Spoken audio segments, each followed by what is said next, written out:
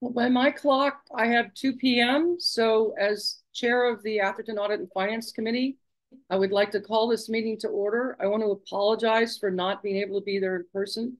I'm quite ill and you wouldn't want me there. And I've asked my wonderful co-chair, Tom Hill, to please, vice chair, to please chair today's meeting in my absence in person. So Tom, take it away. Okay, thank you, Anne. Do we start by calling the roll? Yeah, I will do that. Chair Walker. Here. Member Sleeth, not here. Member Patil, not here. Member Skolnick. Here. And Vice Chair Hill. Here. And Vice Mayor Lewis. Here. And Councilmember Whitmer is excused. Will not be here today.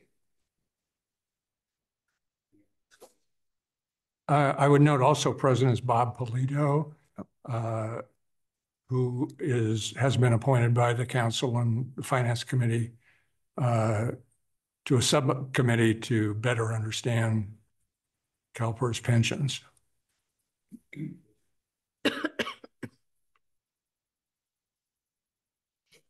Go ahead, Robert. Currently, I think we're gonna, or I can probably load it online. The presentation. Okay. Yeah.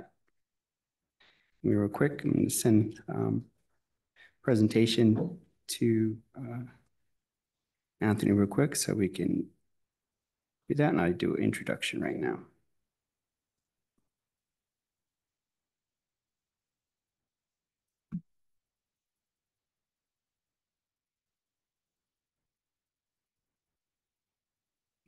Okay.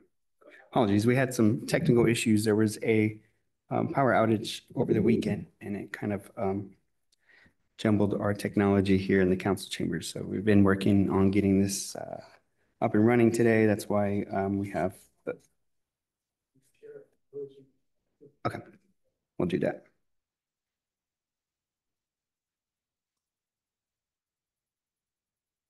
Okay, and just real quick, Vice Chair Hill had alluded to earlier. We have been reviewing our CalPERS actuarial reports and pension liabilities in an attempt to see if we should make an additional contribution of ADP. We had contributed an ADP back in 2022. And so part of the subcommittee is Vice Chair Hill and former council member and former finance committee member, Mr. Bob Polito, are helping us assist in, the council assist in whether we should contribute some more towards our CalPERS pension liabilities. We last contributed towards our public safety classic, $5 million back in 2022. And the committee knows that over the years, we review our actuarial reports every fiscal year when they come out, and we discuss the contributions, our liabilities, and the outlook. And we've had a couple times over the years, we've had Mr. Robinson attend and help us understand our actuarial reports. Happy to report that we were in our research in reviewing our CalPERS pension liabilities, we were able to get CalPERS to come here. I think this is the first time we've had more than our actuary attend. So today we had here at the Finance Committee, we have Kelly Fox. He's a Division Chief for Investment Relations, and Julian Robinson, our Senior Actuary for our pension liabilities. So they're here today. We asked them to come and present our pension liabilities, review our recent released CalPERS actuary reports as of June 30th, 2023, discuss, recent rate of returns, any assumption changes, the outlook on our liabilities, and again, just have a good discussion dialogue on the long-term impacts of our pension liabilities and the future of the assumption changes, like I said, going forward.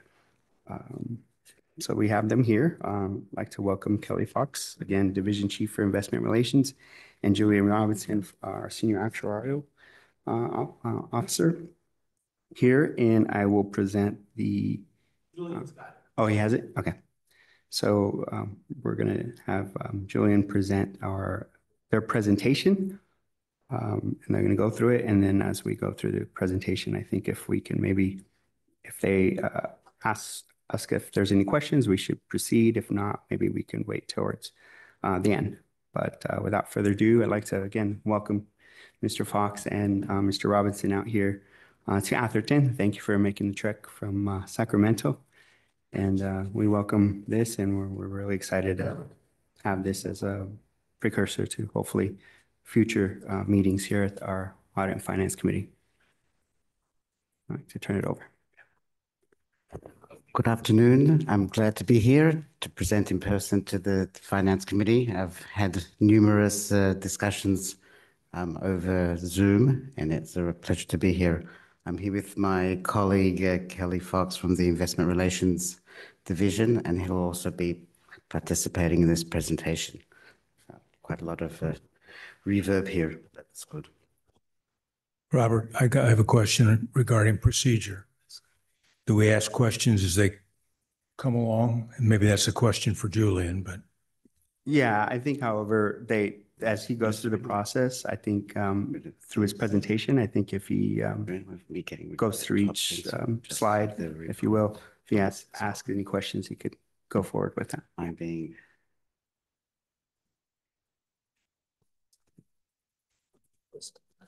I can't speak for Julian, but I'd be happy to take questions as I present. Good, because I want to start with a question for you while they're screwing around with the computer. Okay. What does that mean, division chief?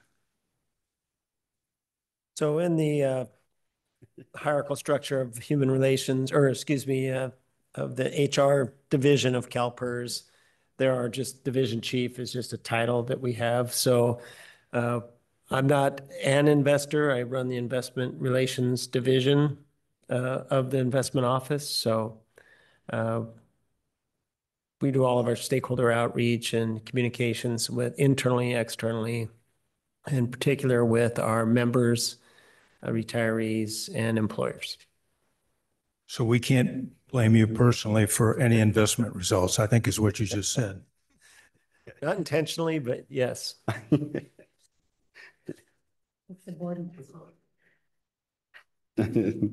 So we'll cover some actuarial reports that we received as of June 30, 2023. I'll show you a little bit from the Section 2 reports for comparison purposes. Kelly will talk a bit about the investment highlights from the investment office. I'll have a few more comments about CalPERS asset funds, and we have some slides showing some of the pension outlook. It's a tool which is available on our website. So the actual reports as of June 30, 2023. I know Robert, I think, has shared these reports with you. Hitting the safety plans first. The classic plans as of June 30, 2023 had a funded ratio of 75.7%, approximately $55 million in liabilities, $42 million in assets.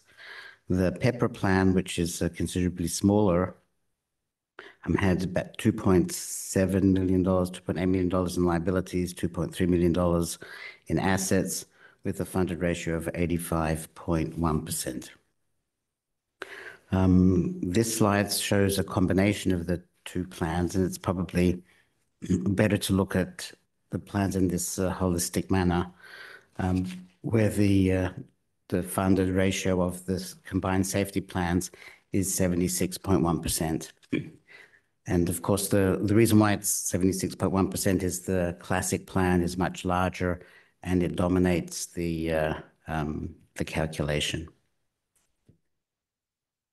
And of course, if you have any questions, please let me know. This is a snapshot of the summary page in the valuation report. This is actually a new page which appears in this year's report, summarizing all of the important information right up front. There's some contribution information on this page.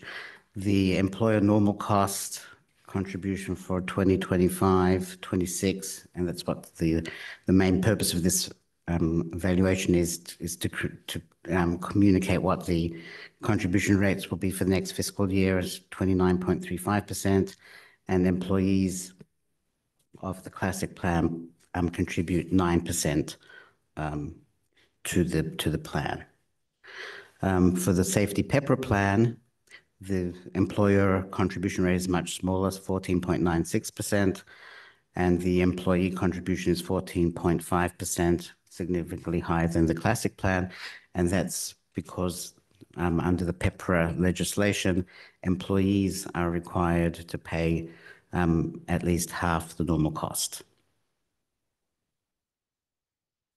Now referring to the miscellaneous plans, the classic miscellaneous plan has assets of about 14.15 million, about $22 million in liabilities, leaving a 67.2% funded ratio. The PEPRA miscellaneous plan, $1.2 million in liabilities, $1.1 million in assets with a funded ratio of nearly 88%. Again, looking at these on a combined basis, the total funded ratio of the two miscellaneous plans together is 68.2%. The contribution rates shown here for the normal cost for the employer, normal cost for the miscellaneous plan is 12.74% for fiscal year 25-26, and the employee contribution rate for the classic miscellaneous plan is 7%. The PEPRA plan has a higher employee contribution rate of 8.25%. Again, that's because they're required to pay at least half the normal cost. Any questions, or should I proceed from here? Go ahead. Okay. Now I'm showing this particular page, which has got a lot of numbers on it. I'm not going to discuss every number, but I've had questions regarding why has the accrued liability for the plan changed over time? And just to highlight some of the dynamics that happen to a plan, I threw this page together, which is an excerpt from the classic safety plan. There are similar pages from the other plans, but it would just be repetitious to go through the results. So the top part of the page, I'm showing a comparison of the 2021, 2022, and 2023 valuation results. So for the number of active members, has remained relatively stable. It was 7, dropped down to 6, went back up to 7. Then we have two other categories which we don't talk about a lot, but they're in every plan. The transfers and the terminated vesteds. So both of these classes of members are no longer active members with the town of Atherton. The transfer members are active members in another CalPERS pension plan. The terminated vested members are folks that are no longer with the town of Atherton, and they're not part of another CalPERS pension plan. And the reason why that is significant is because the CalPERS system has a principle of reciprocity. Is everybody familiar with the reciprocity principle, or do I need to give an explanation? I'm familiar with it, but you can. All right, I'll give a brief explanation. So the reciprocity principle works that when a member finally retires, their final salary is determined at the agency at which they're working. So if they work for agency A, agency B, and then maybe even agency C. So when we calculate the final retirement benefits from all of the 3 agencies, we will use their highest salary at any of the agencies which they've worked at. So that principle is called reciprocity. So we track those members differently than other members because we build into the valuation expected salary increases for those members too. And then the final group, which,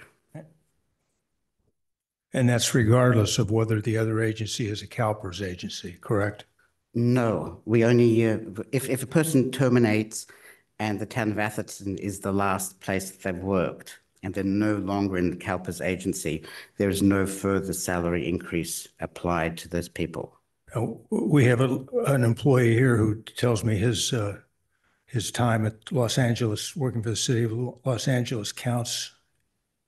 So for Act, for 37 Act counties, there is reciprocity if the member applies for it. That's true. So I guess they're technically not CalPERS employees, but if they're in another public system, they can apply for reciprocity. Yes, thank you for that correction.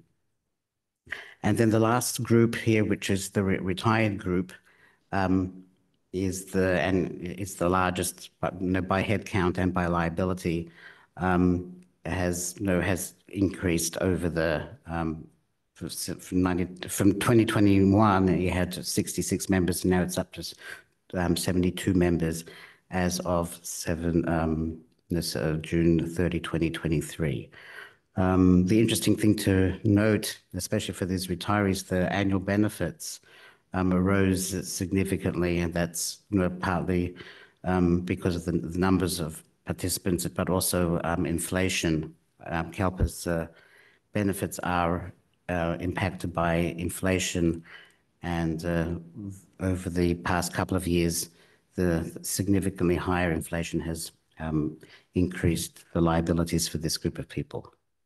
With respect to the payroll, that has an impact on the liability. So even though the head count has remained relatively stable from 2 years ago, the payroll has increased from $1.1 to $1.2 million, which is about a 15% payroll increase, or an average in the last year from 22 to 23, a 9.3% salary increase.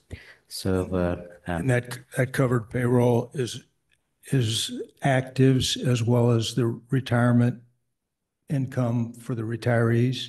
No, that's a payroll. Just active. Right, for active. That's what I thought. Okay. Right, yeah. Go down and. Because we had one fewer person. Yeah, yeah. So yeah, and again, also during the last few years, we have noted that a lot of agencies have given large salary increases compared to our actual assumptions. So that's led to an actual loss in our total valuations. And then you can see at the bottom of the page, I've got a comparison of the liabilities related to each of these groups of employees. As you can see, the retired liability is the largest component of the total liability. So the total liability as of June 30, 2023 was 56.2 million, of which the retirees were close to 47 million. So anything which impacts the retirees, basically is the main force impacting the total results for this classic safety plan. So, Julian, even though we're making retirement payments to these people and the liability continues to grow. Right, so that's a combination of, number one, the number of people who are retirees has increased from 66 to 72. So you've had an increase in the number of retirees, plus the increase in the pensions themselves. But you're right, in the long run, the liabilities for retirees will decrease as the members and their surviving spouses pass away. Yes, that's true. But just as they get older. As they get older, right. So each valuation, right, the present value of their benefits does decrease. Yeah. And do you have any idea when it's going to turn around? I don't Okay. Yeah, that's hard to predict. Every plan has its own nuances and demographic spread. Yeah. That the employee retired at 55 or 50? What is the age? It's 50 in this plan. 50? Yeah. Right, public but safety. that's the basic. That's the minimum. Right, that's the basic retirement pension. If we have assumptions that based on their experience that they don't all retire at 50. Many of them actually continue working, to at least 55, some to 60. Everybody's got a different finance. Based on age. When you're asking a question, can you please turn on your mic? I can't Yeah. hear you. Oh, sorry. I'm so sorry, Anne. She's a rookie. No, we have a elaborate table, and you can look in section 2 of the report, which is available on our website, which sets out in detail all of our actual assumptions. So there is assumption for at each age. At age 50, we may assume that 25% of people retire at age 51, 10%, age 52, 15%.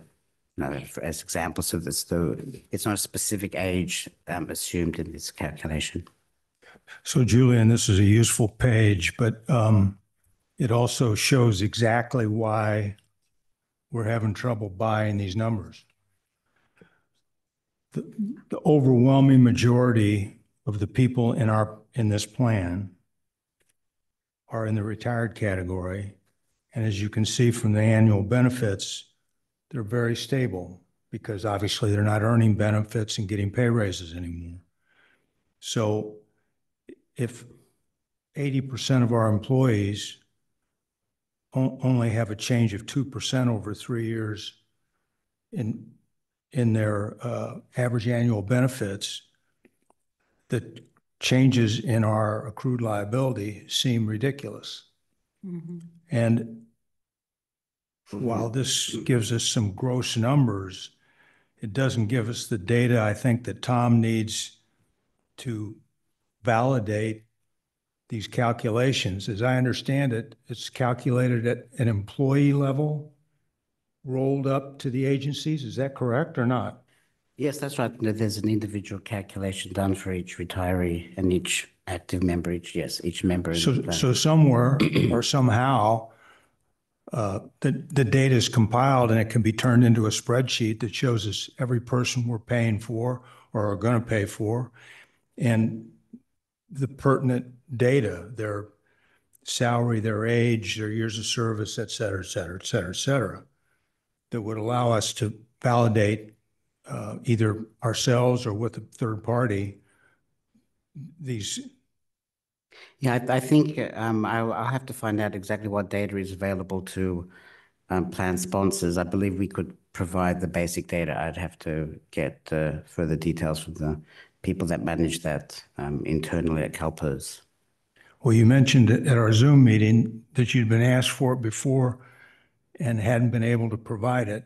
When I say able, I mean maybe hadn't been allowed to provide it. I don't know which, but I mean, I would think that that's basic transparency in government, that we could get access to that data. Yeah, I'll find out. Yeah. Thank you. This is Anne. I have what I think is a much simpler question, but I'm curious about it. The implications of what I think you said about spouses is that anyone who's in this plan, when they retire, if they predecease their spouse, then the benefits continue to be reaped by the spouse until that spouse dies. Is that correct? It all depends on what they elect at time of retirement. Okay. Yeah. It depends on what they elect when they retire. There's options to elect. You can elect to take everything all at once through retirement, or you can say, I want to leave something behind if I were to pass away as a member, and then that reduces your retirement pension for that reason. So I always advise anybody who's married to a CalPERS member, please be nice to your spouse. Because well, I mean, I just being, always trying to think of a worst case. I'm just thinking of someone who is on their deathbed and they're 95 years old and they marry a 20-year-old spouse. And does that person get benefit if they elected that? Then they're going to continue to get benefits for their lifetime. Well, that's a pretty lucky person in the first place. Well, But, there are gold diggers out there. yeah, no, I mean, there are adjustments based on the age difference between the spouse and the member. So anybody with, it's based on the expected actual equivalence. So the very young spouse in this scenario would get a much smaller benefit given that the expected payout period would be very long. So it's, yeah, so it's not one amount which is paid to any spouse of any age. It's actuarially equivalent. Okay, great. Thank you. You're welcome. Section 2 actuarial reports, just for comparison purposes, the safety pool has a number of different formulas. Here, I think you have the 2 at age 50 formula for your employees, but you can see the different costs for the different benefits. And at the bottom of the page, this is for the whole safety pool, what the funded ratio is for the pool. So you can compare that to the ratio that you have. I think your funded ratio is higher for your safety plans. And a similar page for the miscellaneous pool, there's a different benefit formulas. The PEPRA one is in there as well. And you can do a comparison. This is just for show purposes, the different benefits and the costs of each one. You did make an ADP back in 2022, and that was a $5 million ADP, and at the time it reduced your unfunded liability by that 5 million. And down the bottom of the page, it just shows which of the unfunded accrued liability bases were eliminated because you made the ADP. I often get questions, well, if you make an ADP, how can I know that the money goes to our particular plan, not just gets absorbed into the pool? So the evidence we have, so to speak, is that individual bases on the unfunded accrued liability page are paid off by your ADPs, additional discretionary payments. But it doesn't go, and I say this for the benefit of the other people here, it doesn't go directly into an account segregated for the town of Atherton. It reduces layers in our bases, but every other number is done by a calculation and an approximation and an allocation schema, which is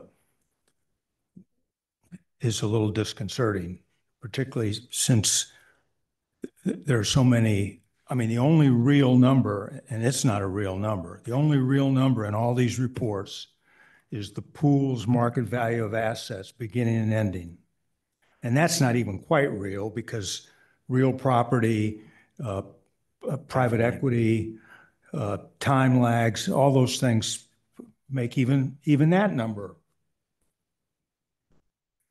needs quotes around it. Fungible. But it's a little disconcerting as we found out how this works that when we put money into the account, it doesn't go into a segregated account with segregated earnings and losses, et cetera, et cetera, et cetera. That's right. That's part of the pooling aspect of this, that the gains and losses are shared across all of the. I understand, but I mean, like, how do you've got all the classic safety plans in the same pool, even though they all have different formulas. There's absolutely no way you can come up with a way to allocate things that's exactly fair, given that. And now I think you told me you're going to merge the PEPRA stuff into the same pool. Well, the PEPRA safety is part of the safety pool. So it's all, it is. It is, yeah. I don't see how you can make that work. I know you can't make it work exactly, but how close it is to correct is concerning. I'm going to hand it off to my colleague Kelly to speak for a few minutes about the investment highlights. I'm sorry to interrupt, but could you go back one slide? I just had a very simple question, I think. And, maybe my eyes are playing tricks on me, but why is it that if you look at the top 3 lines, the post payment is is not simply the 14,861 minus the 5 million. It's a different number. Yes, because the numbers are rolled forward with interest. So the payment on April 22nd is rolled forward to the end of the year, June 30, 2022, with 6.8. So it's the timing difference. Okay, thank you. Yeah, April, May, and June, there are calculations to try and determine what happened to that $5 million. Got it. It was just the presentation made me think I should be able to subtract one from the other. Okay. Yeah, no, that's a good point. We've had that question before. Thank you. Just on that question of Ann's, on the slide, the revised total unfunded liability, that's not a current revision, is it? It's No, that's going back to and 6 it's footnoted with a 1, but there's no 1 on the slide that says what the note should be. Yeah, I mean, I took the excerpt from a bigger, for a longer page. I can. Okay. Yeah, you should have this. Yeah, we have this letter Okay. in your files. Yeah. Back in April of 2022, this went before the council. It's a longer page, like Julian mentioned, and the footnotes in there. And when we paid the 5 million ADP, we got to say where we wanted to allocate that portion based off of the investment gains, by the years. And so we paid off the ones with the longest maturity amortizations first. So that's where you see these multiple gains and losses payment on 6/30/2013, 2015, 16. We presented that to the council that this is how we were going to pay him down based off of the longest years that had the longest mature amortizations. And that's how that was applied. So through the chair, I have a comment about that, what Robert was just highlighting. We paid 5 million.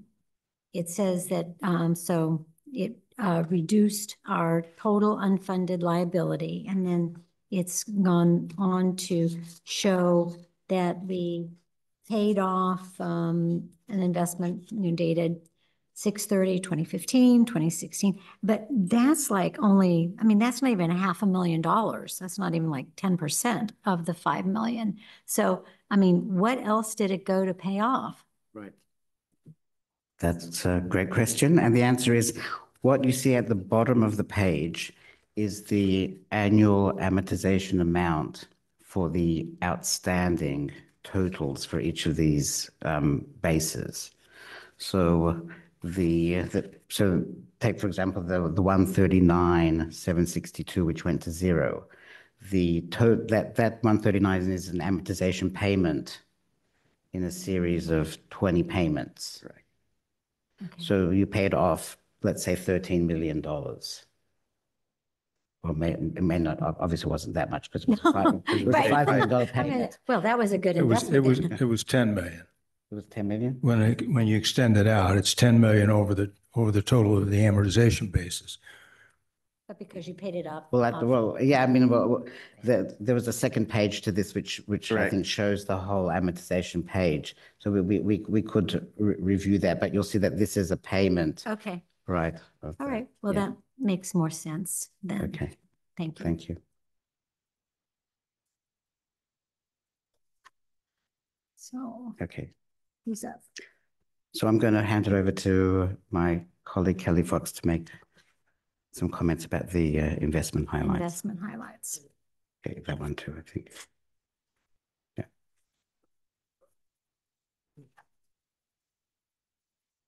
Okay. Microphone on, thank you. Again, as Julian indicated and Robert introduced, I'm Kelly Fox. I'm in the investment relations shop of our investment office.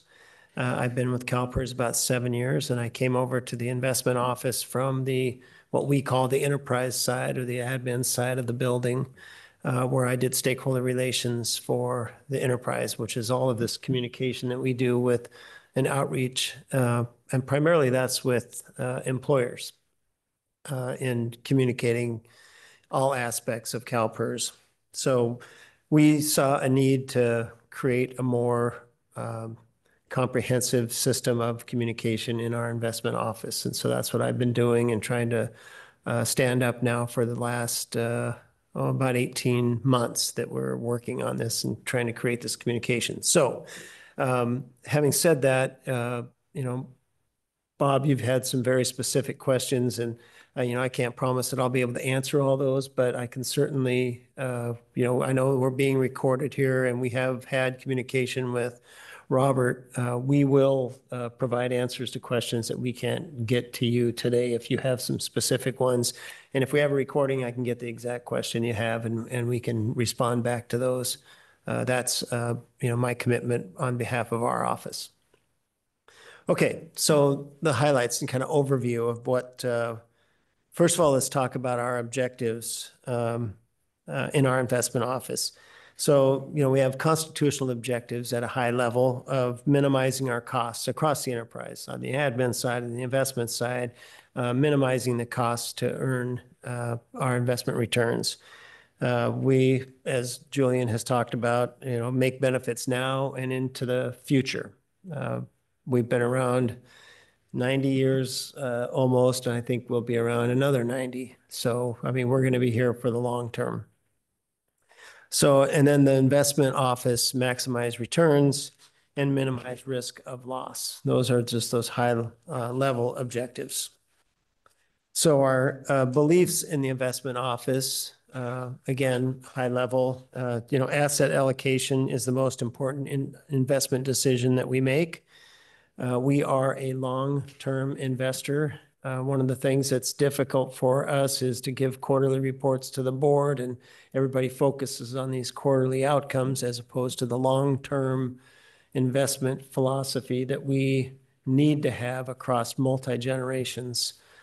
And then lastly, we take risks that we believe will be rewarded and try and hopefully avoid all the others.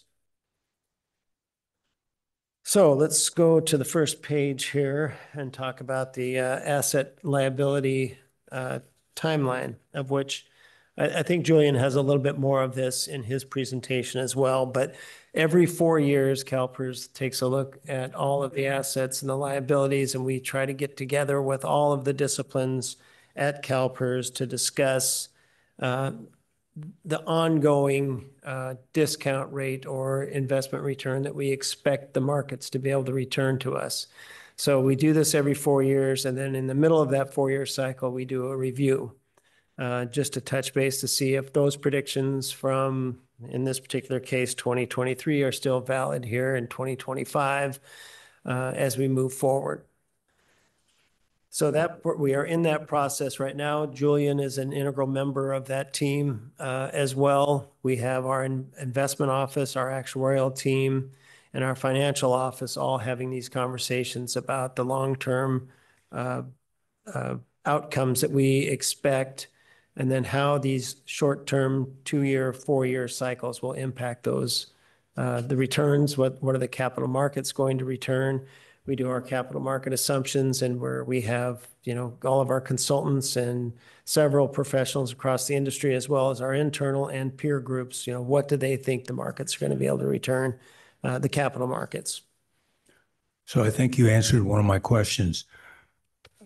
I knew you were reviewed every 4 years, and yet we have assumption change layers that are often every 2 years. And that's because you do a mid-cycle review? Correct. So you really I don't know that I would characterize it as often. I think it's rare that that mid-cycle would indicate that would dictate a change in that. We did make some changes in asset allocation in that last 2-year cycle. Well, I'm talking about our layers. Assumption changes have added in our basis layers add up to nearly $10 million. And there are layers in there in 14, 16, 17, 18, et cetera. They're way more frequent than every 4 years. Right. We did a significant change in the discount rate, which was actually, rather than adopted immediately, it was phased in over a period of 3 years. So during that phase-in period, each year there was another adjustment for that change in assumptions because we went from 7.5 down to 7, and that wasn't all put in place in 1 year. So there's a ramp. A ramp, so to speak, right? But each time the discount rate moved down, that generated. But there's a lot of assumptions other than discount rate involved in these numbers. Right, so all of those other assumptions, as you're correct, the mortality assumptions, retirement assumptions, salary increase assumptions, et cetera, those are pretty much all done on a 4-year basis. And one of our questions was, where do we get the details on each of these assumption change layers? It's not, I mean, it's included in the existing reports. Yeah. So there's nothing really that I can add other than what you have in the existing reports.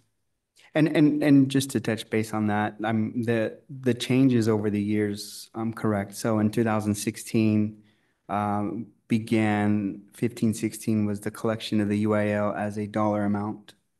Before it was a percentage. So that was one change.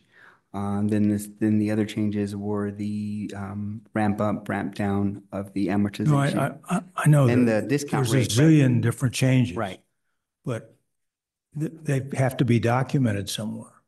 And in each of the reports. And some changes will affect different employers more egregiously than others. For example, if you raise the life expectancy, probably affects everybody more or less the same way. But if you change how long you expect people to work, how many years you expect them to contribute to the system, that would affect some employers way more than us because we only have a handful of actives. So that's kind of why I wanted to see what these assumption changes consisted of.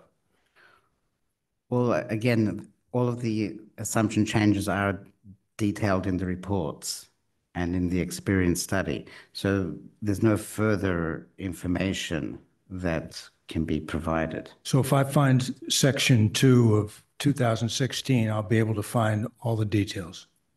As far as I know, yes. Yeah, because it has the actuarial methods, the assumptions that are in there. And then, real quick, the discount rate changed from 2017 to 18, went from 7.5 over a rolling period to 7%. And I think 7% started in 2020 or 21 was the last where we adjusted to 7%. And then 2021, 22, where we had the great investment of 21.3%. That November, because there was a risk mitigation policy, it reduced the discount rate to 6.8%. And that's where we're at right now. And that was the ALM was back in 2021 where they reduced the assets allocations on that, correct? Correct. So when we look at this ALM timeline here, you'll see how we are progressing in some of the meetings that will take place and the objectives of this group, an advisory committee that we have that will bring this information back to the board. Ultimately, the board adopts, makes the final determination about adoption of policy changes, and in particular, this ALM process.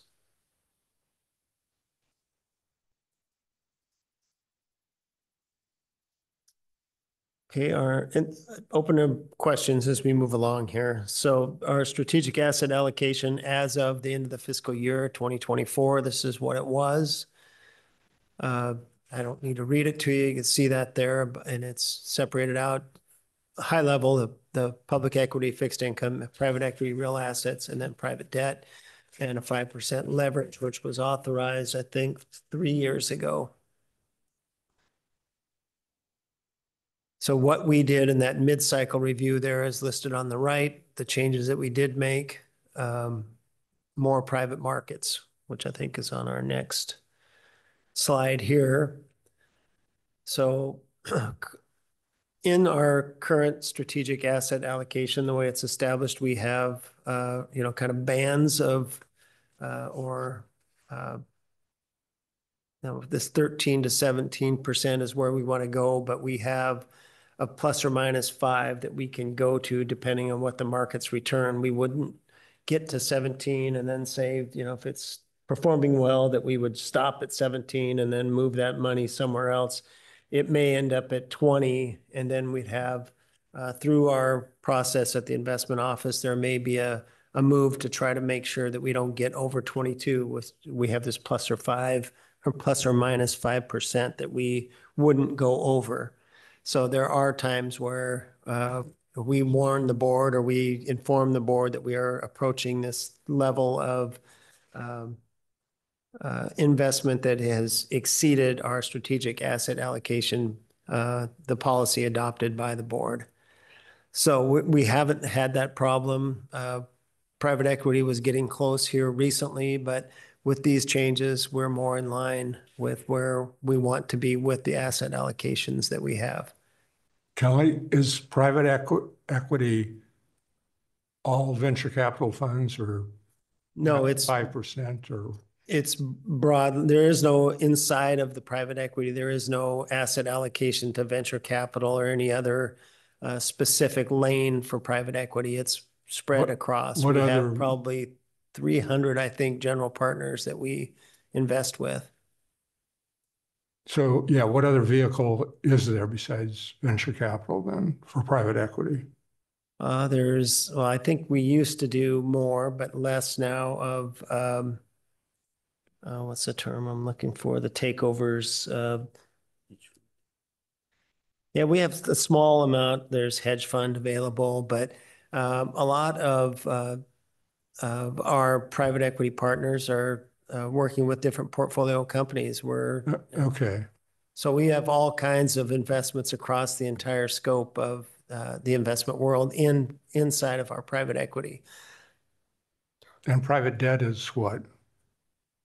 Loans, a part of it, private debt, we are and have been increasing our amount there as that asset class has expanded over the last, I want to say 5 to 10 years, but even more so now that people can't get to banks necessarily or the traditional lending institutions. So even institutional investors are getting into investing in private debt. What is the interest rate you're receiving on those loans? There is no given interest rate. We work with general partners as well. So it varies, but it's usually in the 6 to 8, I think. Mm. Well, actually, Elizabeth, it's Ann. I'm looking at a presentation that we received, I think, last meeting, and maybe I'm looking at the wrong list, but it says preliminary returns by asset class as of June 30, 2024. And were you asking about private debt? Private debt, it says net rate of return 17%. Yeah, that's in a forward slide here. That's what it returned in that fiscal year. Mm. But that isn't the interest rate that we're getting now. Yeah, I mean, that's earnings on our private debt classification or asset class, not necessarily that we're getting 17.5% interest on that money.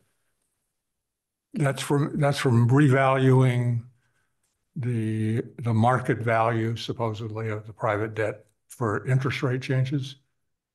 Is that, I mean, how do you get 17% return? So if we had, let's say we had $10 billion in there and our return was $1,100,000,000 and $17,000, that 17%, if we had 10 billion invested, that's what we returned in that fiscal year on that asset class. That was our return on that investment. Yeah, it has to be from revaluing. I couldn't answer that question for you, but yeah, okay. I can find out for you. Just because none of these yield 17%, I would imagine. That would be extremely risky loan. Convertible debt, maybe. Okay. Like that. Yeah, okay. Yeah, I mean, we can take a look at this and provide you a little bit more information to Robert, to you about what some of those investments within the private debt asset class is. It's not just Do you know loans. if you have a target rate of return on these classes? Well, let's move forward here. So there's the asset classes Well, I mean, ultimately, our ultimate Actuals. goal is on this previous slide here, 6.8. We want to make sure that we return on average 6.8 so that Yeah. there is no accrued liability to our employer community. So here's what those asset classes returned last year. And our overall total fund earned 9.3%. Yeah. But somehow to get to 6.8, you have that's a weighted average of your expected returns on each class. Correct. But I don't see a slide here that says that, but it's just, I guess I'm just curious. Curious because, you know, you could form your own your own opinions on whether it's realistic or not. Yeah, I think if you look at the material on the CalPERS website from the mid-cycle review, where there was a review of the capital market assumptions and all of the expected returns from each of the different parts of the portfolio, you could find the information that you're looking at. As long as we're on this, whoops, could you go back to the page? Thank you. A question on real assets. You know, coming from an area like Atherton where the real estate values just go up, up, up, up, up. I'm going, how did we lose 7.1%? Was this all in commercial real estate, office buildings that are sitting empty, or what is that? Yeah, that would be a big part of it at this point. We don't have a tremendous amount through our private equity partners. We have some ownership in residential real estate, but most of it is probably commercial real estate. Other assets get stranded by climate, other things that have happened to different assets, our infrastructure assets, farmland, all of that. I mean, it's all part of our real assets. Okay, thank you. Have you had a lot of complaining and pushback because of the 9% total return lags so far behind the 17% that the S&P 500 did? Yeah, I mean, there are always questions about the S&P in particular. People will ask the question, why don't you just do that instead of your diversified asset allocation that you use now? And it's really, we're trying to beat the market with a long-term investment strategy, which we couldn't just sit in the S&P long-term. But yeah, there are times where, you know, we're across every asset class across the entire globe. So yeah, I mean, it's difficult at times to see what happens in certain markets, whether it's the Dow, whether it's S&P, whether it's the NASDAQ, and see what happens there versus what we're returning. But we are diversified. We are going to be around and try not to have all of our eggs in the one basket, so to speak. And if we had those losses, you know, we have to really minimize that level of risk for our portfolio.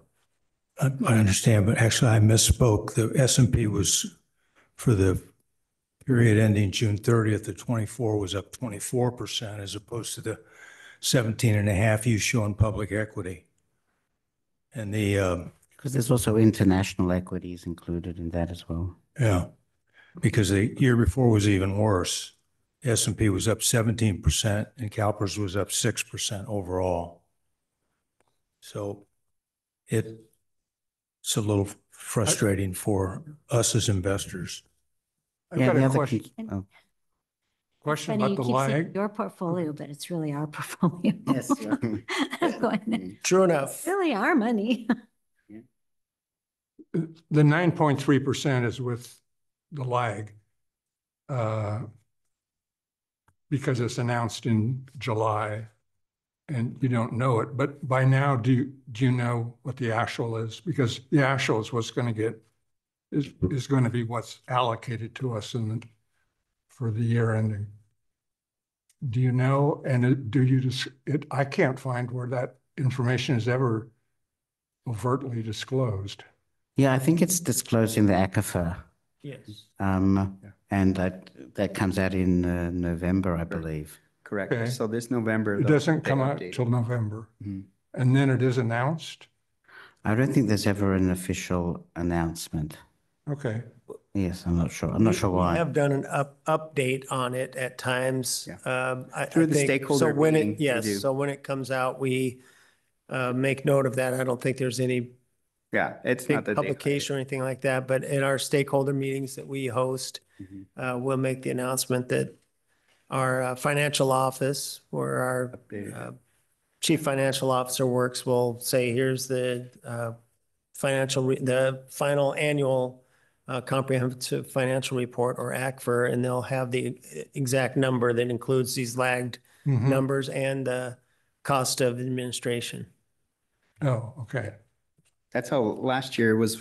I think it was 5.8% initial preliminary. 5.8 was the It was announced. preliminary. I think And then it was 6.1 is announced, the actual. correct, to 6.2 when they did it back in November, when they upgraded it, when they finalized it. But yeah, the preliminary always comes out like July. So this 9.3 is the preliminary, and it'll get finalized next month.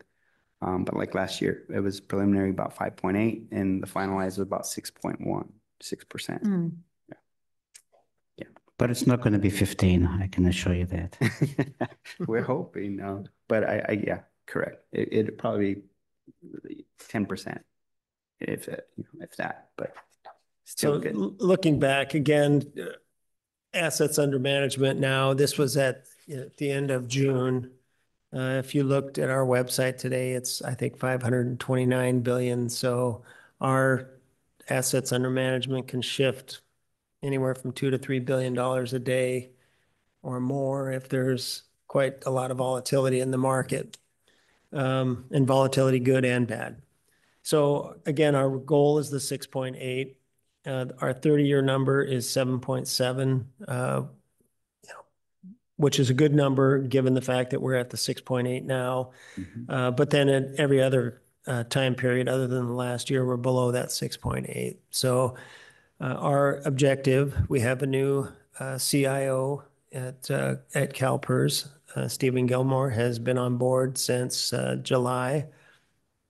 And although he's happy with the number of 9.3, he does feel as though we can do better than that. So he's got some different proposals, and working with the team, we'll try to implement some changes here. That his goal is to exceed the 6.8 on an annual basis. You know, the markets sometimes will take back, but for the most part, he wants to be above that number long-term on an annual basis and have closer to that 30-year number. And I will say his track record from his previous employment at New Zealand Super was better than this. So we'll see. There's a lot of hope that we're going to see some changes there that are going to be beneficial not only to the plan, but to your plan.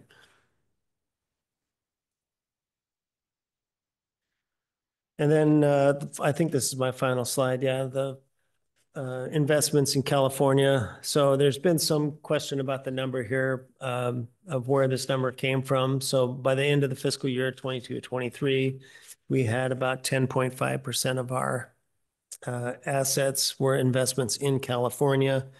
So represented nearly $50 billion. Again, as we talked about earlier, we're an international investor. We're invested in all classes across the globe. But given that how large the economy is in California, we do have 10% of our assets invested here in California. And that's a report that goes to the legislature on an annual basis. And I think the next one's coming out here in the next couple of months, report to the legislature.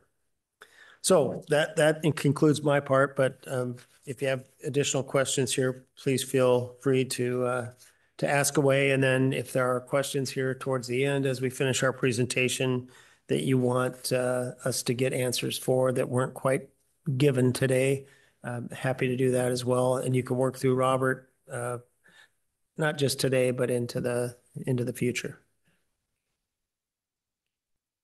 Just a broad question. Sure. Would you advise us to make a contribution, similar like we did before. An ADP. Mhm.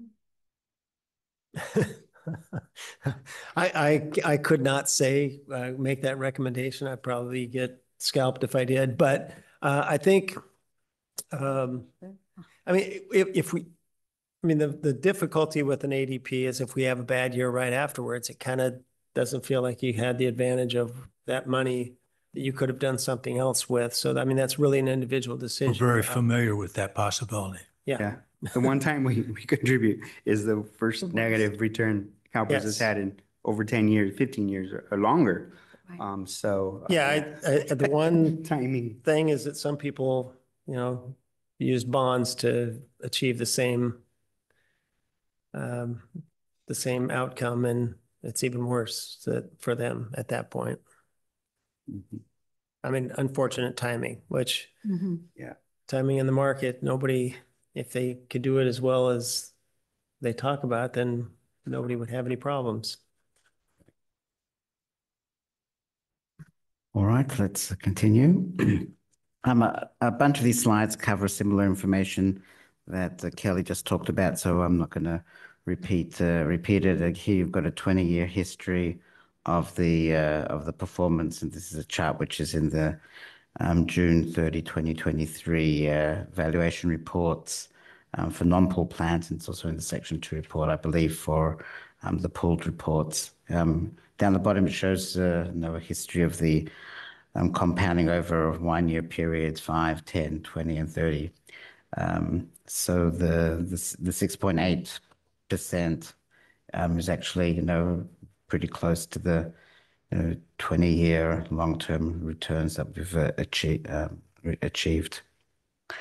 This is asset allocation, I guess slightly more detailed than Kelly's slide has. This is a reconciliation of the risk pool's market value of assets. I know there was a question about that, and it was acknowledged that we do this asset reconciliation on a pooled basis, and then it impacts the results of all of the individual plans in the pool on an allocated basis.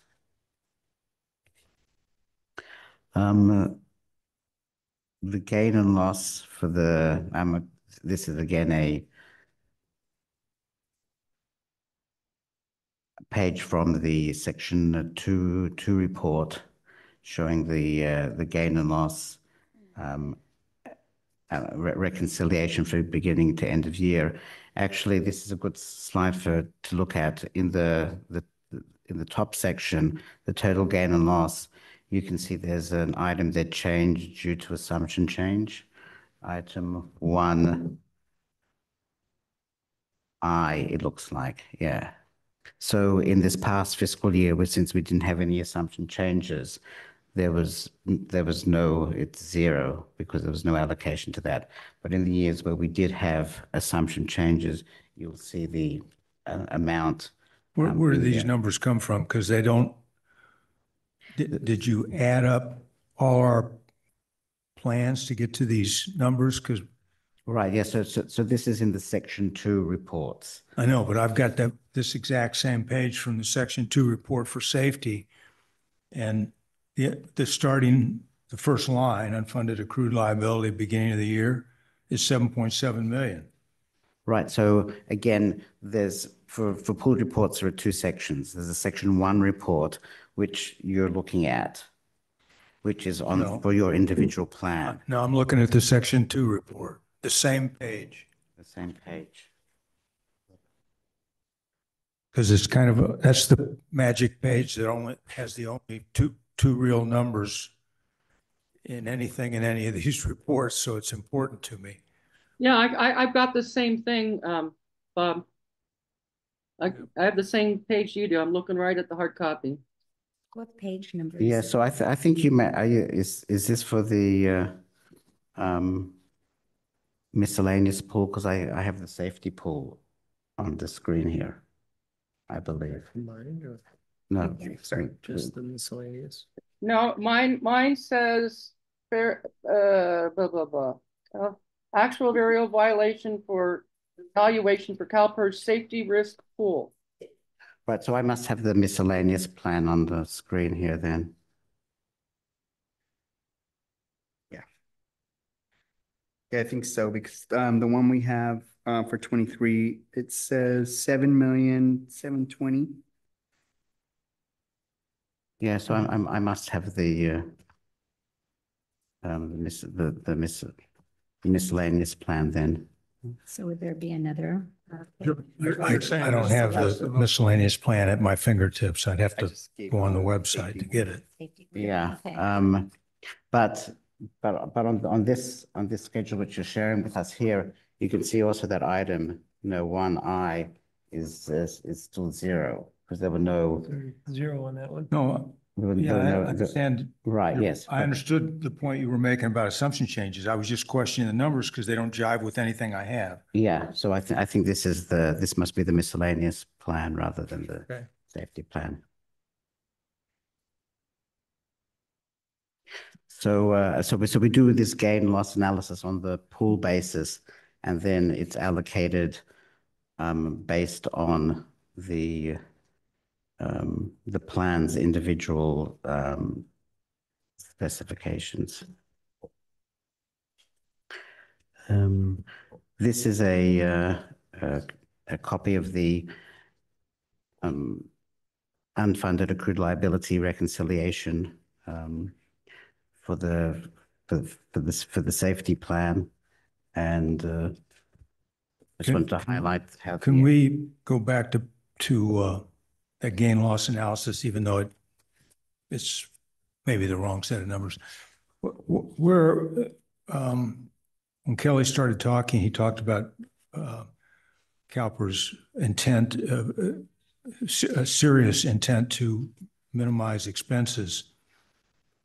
Where are the expenses to run this plan in those numbers? Is it under miscellaneous?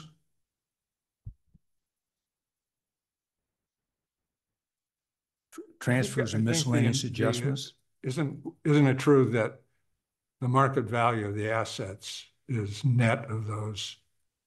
Right, that's what I was going to say. I think this is all. Okay, so it's a cash. Okay, all right, good. That makes sense. So we really don't know what the cost is. Hmm. We don't know what the cost is to run the plan. Somewhere buried in the reports, I have found the numbers before, but I was thinking it was on this page. It was either 0.1% or 0.13%. It's something like that, I think. Well, when I did find them, I was surprised at how much they changed from year to year. Just like I'm surprised to see how much benefits and contributions can change from year to year. But I was thinking that that number was on here and it's not. It's probably buried in cash change, yeah. Julian, I think it makes sense from Atherton's point of view to focus on last year's non-investment gain and loss. It was a very large number. And as you show on page 29, it was a loss of $400 million in the safety classic plan, resulting in almost $750,000 being added to our unfunded liability. Now, as I understand it from going through these numbers, that non-investment gain loss, it's a plug number, but it basically reflects, tell me if I'm wrong or right, basically reflects accrued liability going up more than expected, pool-wide. And then that difference gets allocated to the participants. So is that, how right is that? Right, that's fairly accurate, right? The total gain loss for the pool is determined, right, for the non-investment gain loss and the investment gain loss. And then it's allocated to each of the plans based on the size. Yeah. So for last year, for the safety plan, that non-investment gain at the pool level was 400 million. Have you done some analysis to figure out why that, the components of that $400 million?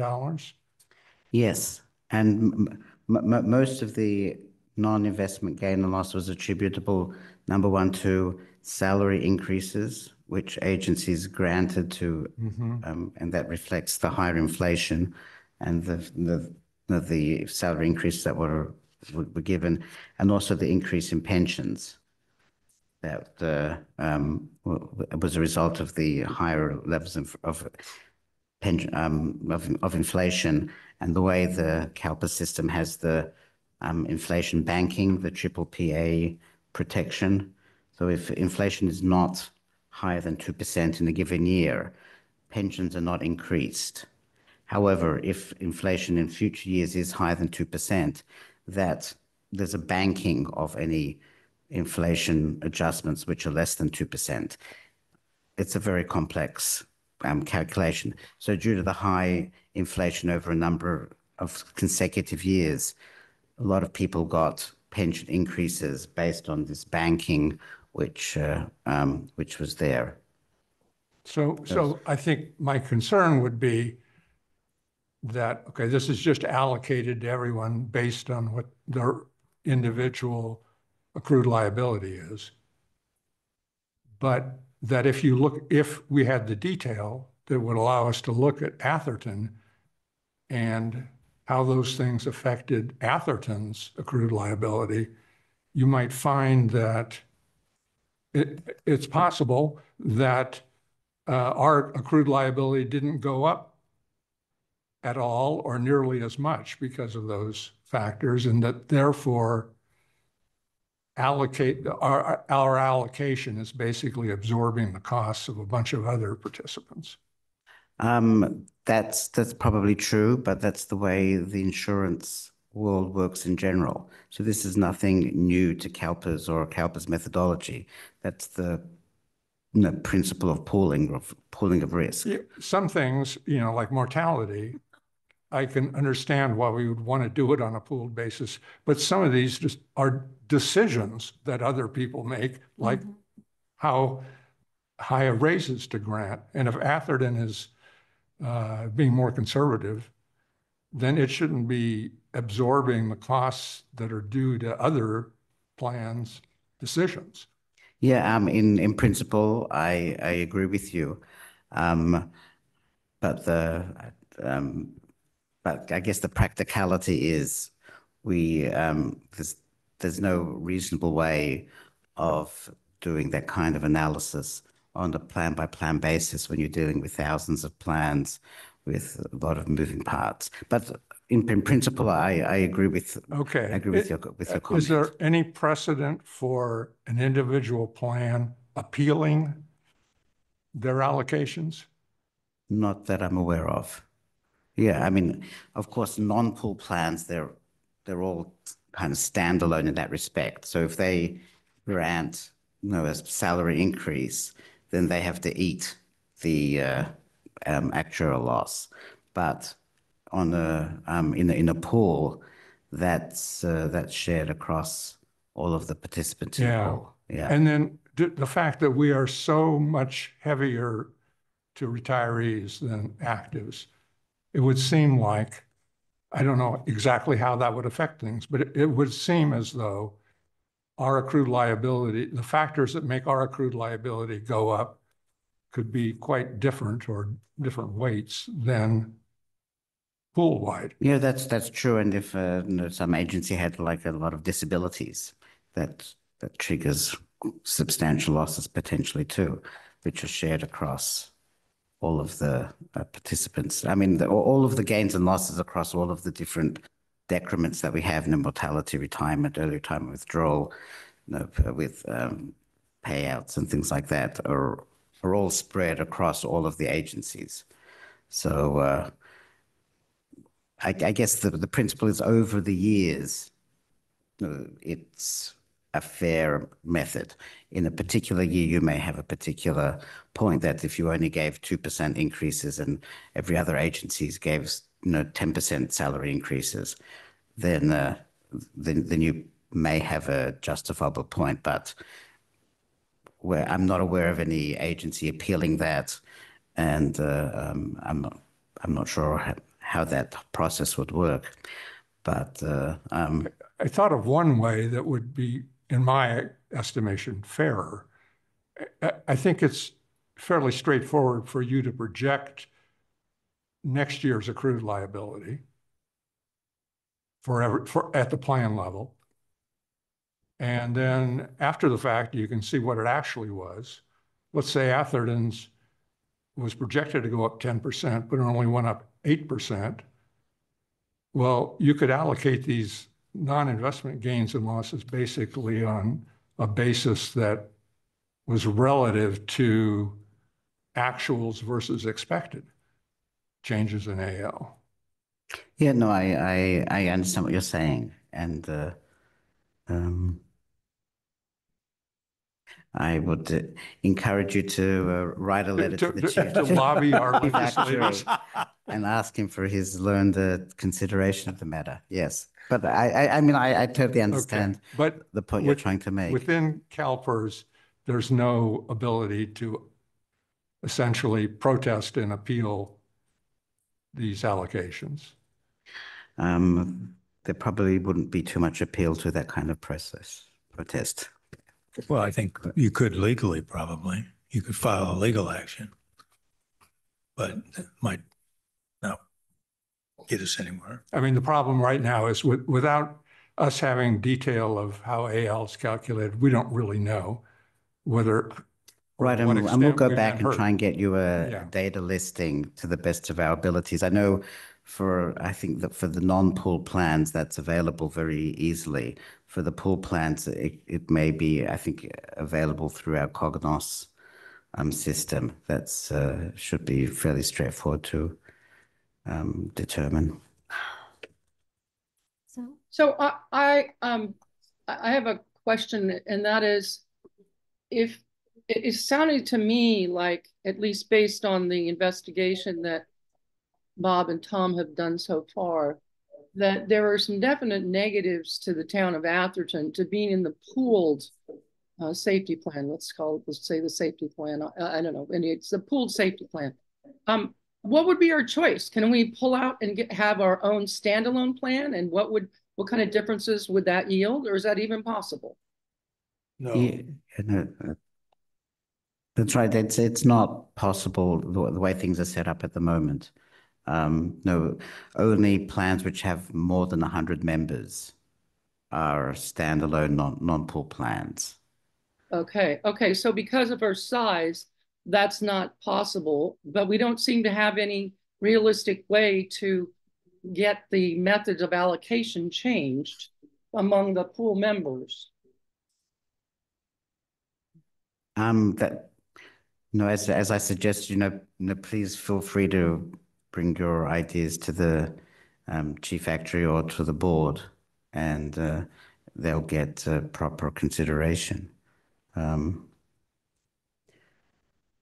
be fair, Ann, we really don't know right now because we don't have the detail that would allow us to know. If and when we get the detail and we are capable of evaluating the results and we see we have a strong case, then I think we can write a strong letter and maybe get some action.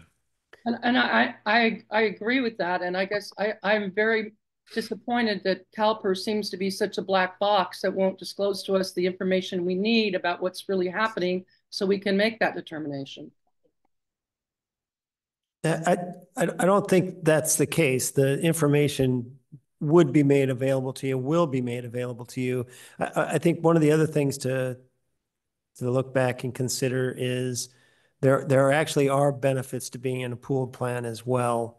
And for a number of people, when they create the pooled plans, they do that for the reasons that there are more reasons to do it, beneficial to a smaller organization. I mean, some of these details can be frustrating, as we can hear from you tonight or this afternoon. But ultimately, pooled plans they spread that risk out over a number of people, and until you actually suffer some of the risks of not being in a pooled plan and having an individual liability that's extraordinary, whether that might be a number of disabilities unfortunate deaths or anything like that, being in a pooled plan has some benefits. So, these kind of conversations I think we can have about the financial end of this, how we can be more responsive to the needs of our smaller employers. But at this point, I don't think the discussion, number one, as Bob indicated, you can't get out of a pool plan. Once you're in, you're in. So I think it's incumbent upon us to have the conversation with you about how we can improve our responsiveness to these pool plans. And I don't know if it's, as Julian had indicated, we've got thousands of plans, thousands of employers out there. And it's difficult. And the management costs for you alone, let alone just CalPERS to be in a standalone plan, become extraordinary as well.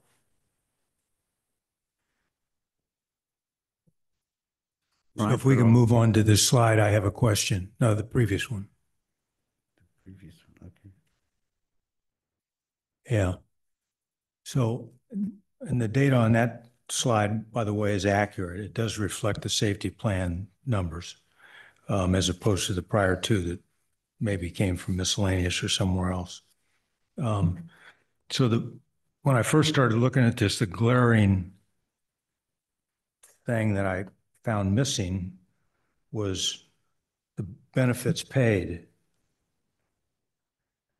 And that's because at the pool level, the benefits paid.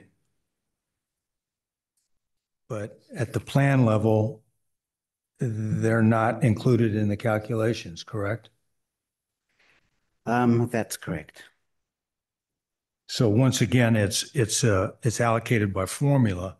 This might be one case, Tom, where we come out ahead because of the high percentage of retirees and therefore the high amount of benefits being paid already, but compared to some other plans. But it just struck me as amazing that there was no record keeping at the plan level of the actual retirement benefits paid.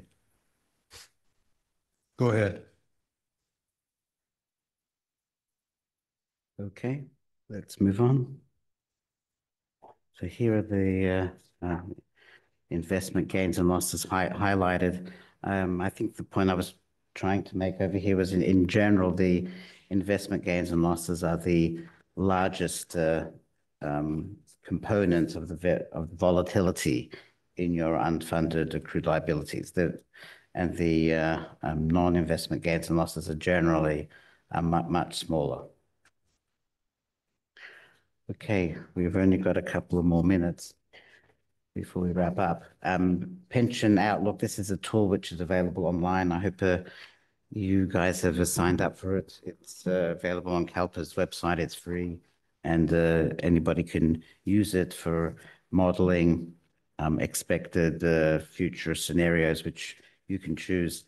I've done just a couple of screenshots to show that it's pretty friendly tool where you can see things both visually and numerically. So here, this is a screen which is showing a summary of the in the blue of the funded status of the plan over the future years, and the yellow is the orange is the expected contribution rates, employer contribution rates over time. Over 30 years. Here you can model different scenarios. You can do a projection of the cash flows. So here's a cash flow projection of future benefit payments versus future employer contributions. Now on the investment modeling page, you can choose a scenario. The results that the Pension Outlook is based on are the June 30, 2023 valuations, which are available now. But we know that the return that was announced, 9.3%, possibly could change in the ACFA, can be plugged in for the 23-24. And you can see the impact of that change alone. And then for future investment years, if you wanted to change up the scenarios for future years, you can also do that too, as well as making some changes to see the impact of the change in the discount rate as well. And Madam Vice Mayor, to your point earlier about the calculations and would this be right for us on an ADP, for example, this is somewhere where you can plug some numbers in and see what would happen if we had a good year versus a bad year, what it would do to your ADP. Okay. So the cash flows also are generated on this pension outlook tool, and there's a Excel spreadsheet which generates a 30-year projection. So you can actually run the projection, run the basic numbers, and then it generates a spreadsheet which you can use for budgeting purposes. We also recently added a Section 115 trust button. A Section 115 trust is an independent fund which you can make deposits to fund pension plans. CalPERS has a trust which is a separate 115 trust. There are other providers out there which offer different investment options for additional contributions. So besides ADPs, a Section 115 trust contribution is also something that you might want to consider. Here's just a screenshot of what the spreadsheet produces, the fiscal year and future contribution rates and contribution amounts. Pension Outlook ADP, again, this is just a quick screenshot of where you can find, put in the amount of an ADP, how many of them you want in the future, and then you can put in different scenarios for future employment return rates. You can change them to, if you want to put them in yourself, or you can generate a random investment scenario as well, and see the potential impacts of that. So this was just an example of what would happen if you did an ADP of 3 million, of course, and the main comparison here is to compare the red line, which is the future contributions, compared to the orange line, which is lower after you've made an ADP. That's the so you can play around with the amount and the number of them to try and meet any particular future goals which you might have. Then you can also see here the impact on the funding ratio. It would increase your funding ratio from 76% to over 85% with a $3 million ADP, and you can see the similar reduction in future contributions as a result of that. Again, all of this is based on whatever assumptions you put into the model. And we've reached the end of our slide deck, but if you have any questions. So we kind of skipped page 31, which is very similar to the prior page. But yep. Yeah. Were you just highlighting the the last two gains and losses that were as a result of the June 30, 2023 valuation, those last two lines which were added. And as you have correctly noted, it was an unusual year that the non-investment gains and losses were larger than the investment gains and losses, and because there was a very tiny investment loss in that in the 22-23 year, and the large non-investment gains and losses, as we said, attributable mostly to salary. But the red boxes, were you just highlighting balances that we might consider? No, those red boxes, I was trying to highlight they're all investment gains and losses, and I was trying to highlight that those are the most volatile piece of the on this table. In other words, the investment gains and losses in each year tend to be much larger than the impact of assumption changes or non-investment gains and losses. They tend to be much smaller. But if, but if we were to make an ADP, which I personally think we have no choice, but to continue to make ADPs at some intervals as the money is available, we'd apply it to the amounts that have the longest amortization periods. So the 21s and the 22s and the 24s and the 25s. Yep, that's right. Yeah. That would be the one approach. Another approach which we didn't really discuss here, but it's in the report, is something which we call a fresh start. Yeah, we have no. You can tell them, talk to them about it. I have no interest in that. Okay.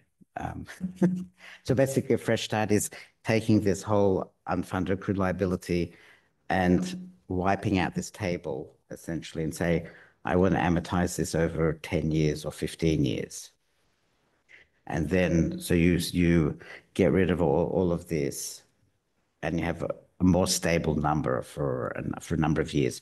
Of course, each future year, you're going to have new bases added to the table. But some agencies like that.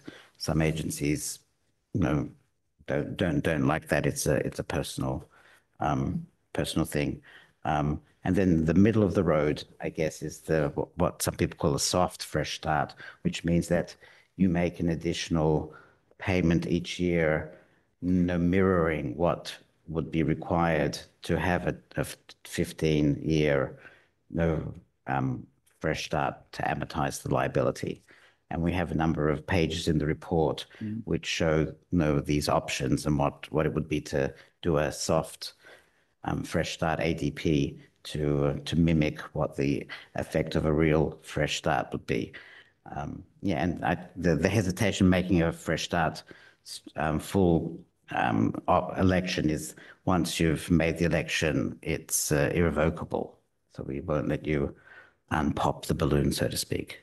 Once it's done, it's done. So the soft fresh start has the appeal that if you have the extra funds, I want to mimic that funding, it can be done, but but you're not locked in for the long term in handling it that way. It just seems like we're giving more money to CalPERS to play around with. Well, yes, but I don't know. Those options seem like we're just giving CalPERS, more money to play around with the soft. Well, that's true. And that's why we mentioned the Section 115 Trust, which is a separate entity than the whole CalPERS fund as another option. So do you think the discount rate is going to stay at 6.8 or come down? You think it's going to stay? Yeah. If you look at the cash flow of the plan, and I'm not sure how pure this is, but I just looked at contributions versus benefits paid. And frequently contributions are dramatically larger. For example, in 21, contributions were $1.4 billion versus 1.2 something of benefits paid. 22 was even bigger difference. 23, it went flip-flop, but I guess just on cash flow, I mean, I guess it's possible that we're over accruing liabilities. I'm not sure what you mean by over accruing. Well, the assumptions you're using to do your accrued liability calculations, which we don't know what those are necessarily, but the just contributions versus benefits right now, there seem to be sometimes cash flow positive. Right, frequently cash flow positive. Right. So what has happened over a number of years is that agencies and even the state has made additional contributions. So that's why you see some major fluctuations. So ADPs could have a lot to do with that. Yes. Yeah. Okay. And that all again, when agencies have additional funds available, that's when they can make the ADPs. In years where the financial conditions are more difficult, we see ADPs drop off. And there were a number of years where agencies were making, issuing pension obligation bonds and paying off, making very large ADPs. Yeah, that would make a big Right. difference. So when interest rates were low, those pension obligation bonds seem to be much more attractive now than when interest rates went up. Then that kind of, I think, essentially wiped out, the pension obligation bond market. And let's see what happens now as the Fed starts to reduce interest rates again. Who knows? Yeah, we gave you the $5 million with 2% money. Maybe Elizabeth will loan us some money for at 2% for the next AP. Maybe. No. But yeah, and I think the other, like Julian mentioned, the other option is through a trust, 115 trust, just like we have with OPEB. Put money aside and then let it build from there. And then decide 1 year, oh, okay, we have 10 million in there, and we can just say, okay, we can take 2 million of it, 3 million, contribute to CalPERS, or just continue to let it build, and then one day just say, here's 20 million. No, We can do the start over. it doesn't seem like we'll ever catch up. And Julian, we're trying to fundamentally understand the way CalPERS works specifically with relation to Atherton. We've asked a lot of questions. Can you think of some questions we should have asked but didn't? Oh. Advice. You should have asked, why did I join CalPERS in the first place? I've been wondering that. It's a nice No, guy like you, I do Jamie. some stand-up comedy in my Yeah, spare time, so that was more of that. I heard you once describe why you became an actuary, which I thought was good, Okay. because you didn't have the personality to be an accountant. That's right. Yes. I feel honored that people actually remember some of my jokes. Yeah. I'm an accountant, so I remember that. Oh, with all apologies. Not have personality. Julian, this is Ann. And first of all, we seem to be getting close to the end. I just want to thank both of you, gentlemen, for coming and spending this time with us. It's a pretty hard nut to crack, and we appreciate you helping us understand it better, and hopefully will help us make the right decisions. I have a very mundane request, but it would be very helpful to me, and that is the actual format of your reports on the CalPERS actuarial reports on our plans.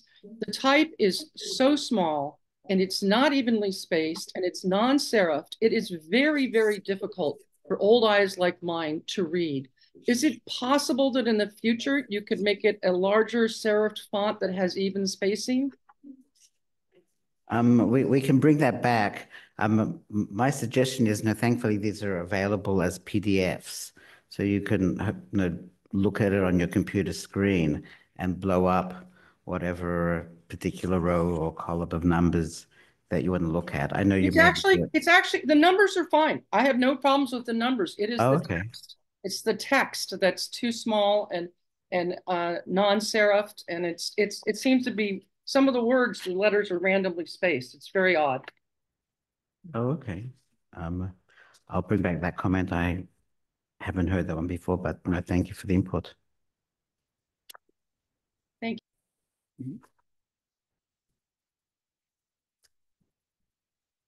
Yeah, just a final comment from me. I've been a public agency employee. I've been a state employee now. I've been a trustee.